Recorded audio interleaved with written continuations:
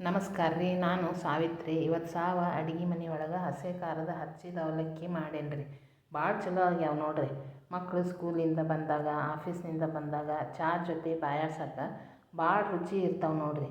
ಒಂದು ಸಣ್ಣ ಹಸುವಿಗೆ ಹೇಳಿ ಮಾಡಿಸಿದಂಥ ಪದಾರ್ಥ ನೋಡ್ರಿ. ಇದು ಅರ್ಧ ತಾಸು ವೇಳೆ ಕೊಟ್ಟು ಮಾಡಿ ಇಟ್ಕೊಂಡ್ರಿ ಅಂದ್ರೆ ಒಂದು ವಾರ ಗಾಡಿ ಆಡಿ ಡಬ್ಬಿ ಒಳಗೆ ಇಟ್ಕೊಂಡು ತಿನ್ಬೋದು ನೋಡ್ರಿ. ಇಷ್ಟ ಆದ್ರೆ ಲೈಕ್ ಮಾಡಿರಿ, ಶೇರ್ ಮಾಡಿರಿ, ಸಬ್ಸ್ಕ್ರೈಬ್ ಮಾಡೋದಂತೂ ಮರೆಯೋಕೆ ಹೋಗಬೇಡ್ರಿ. ಹಾಗಾದ್ರೆ ಯಾಕೆ ತಡ, ನಾ ತೋರಿಸ್ತೀನಿ ರೀ, ನೀವು ನೋಡ್ಕೊಂಡಿರಂತ ಬರ್ರಿ. ಮಾಡಿದ ಮ್ಯಾಗ ಹ್ಯಾಂಗೆ ಬಂತು ಅಂತ ಕಾಮೆಂಟ್ ಮಾಡಿ ತಿಳಿಸ್ರಲ್ಲ, ಅಂದ್ರೆ ನನಗೂ ಪ್ರೋತ್ಸಾಹ ಕೊಟ್ಟಂಗೆ ಆಕೈತ್ರಿ.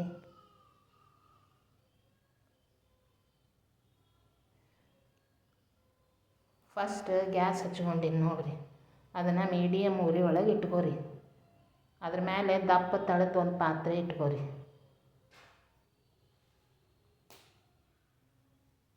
ಅದಕ್ಕೆ ಒಂದು ಬೌಲು ಎಣ್ಣೆ ಹಾಕ್ಕೋರಿ.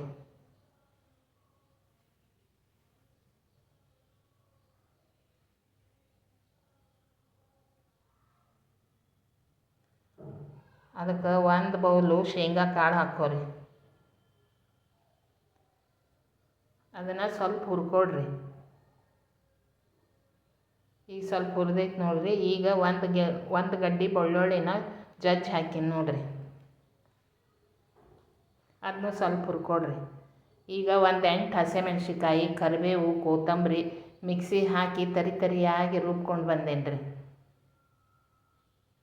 ಅದನ್ನು ಇದಕ್ಕೆ ಹಾಕ್ತೀನಿ ನೋಡ್ರಿ. ಚಲೋ ತಂಗೆ ಹುರ್ಕೊಡ್ರಿ.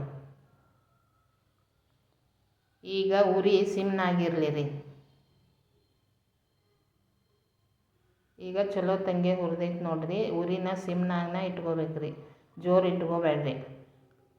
ಅರ್ಧ ಸ್ಪೂನ್ ಅರ್ಶಿಣ ಪುಡಿ ಹಾಕ್ಕೊಂಡೇನಿ ರೀ.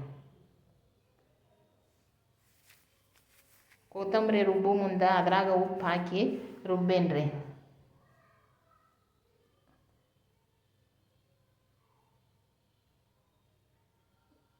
ಈಗ ಅವಲಕ್ಕಿ ಹಾಕ್ಕೋರಿ. ಸಿಮ್ನಾಗ ಇಡ್ರಿ, ಉರಿ ಜೋರು ಇಡಬೇಡ್ರಿ, ನಿಧಾನಕ್ಕೆ ಹುರ್ಕೋರಿ. ನಿಮಗೇನಾರ ಎಣ್ಣೆ ಕಡಿಮೆ ಆಗೈತಿ ಅನಿಸಿದ್ರೆ ಚಿಂತೆ ಮಾಡೋದು ಬೇಡ್ರಿ. ಮೇಲೆ ಸ್ವಲ್ಪ ಒಂದೊಂದು ಸ್ಪೂನ್ ಎಣ್ಣೆ ಹಾಕ್ಕೊಂತ ಹುರಿರಿ.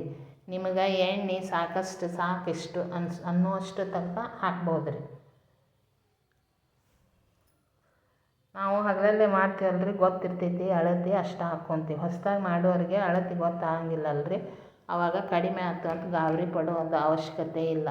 ಮೇಲೆ ಸ್ವಲ್ಪ ಎಣ್ಣೆ ಹಾಕ್ಕೊಂಡು ಹುರ್ಕೊಡ್ರಿ.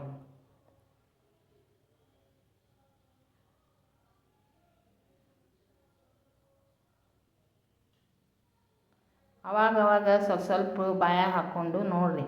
ಅವು ಕುರು ಅನ್ಬೇಕು, ಅಲ್ಲಿವರೆಗೂ ಹುರಿಬೇಕ್ರಿ. ಕುರು ಅಂದು ಅಂದ್ರೆ ಆಗ್ಯಾವಂತ ಅರ್ಥ. ಆವಾಗ ತೆಗೆದಿಟ್ಕೊಳಕ್ಕೆ ಬರ್ತೈತ್ರಿ.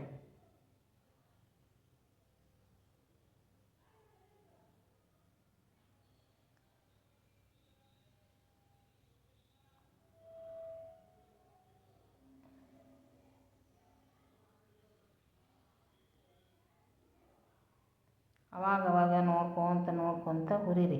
ಅವು ಎಲ್ಲ ಹುರಿದು ಆದಮೇಲೆ ಗ್ಯಾಸ್ ಆಫ್ ಮಾಡಿ ಅದ್ರಾಗ ಬಿಡ್ರಿ.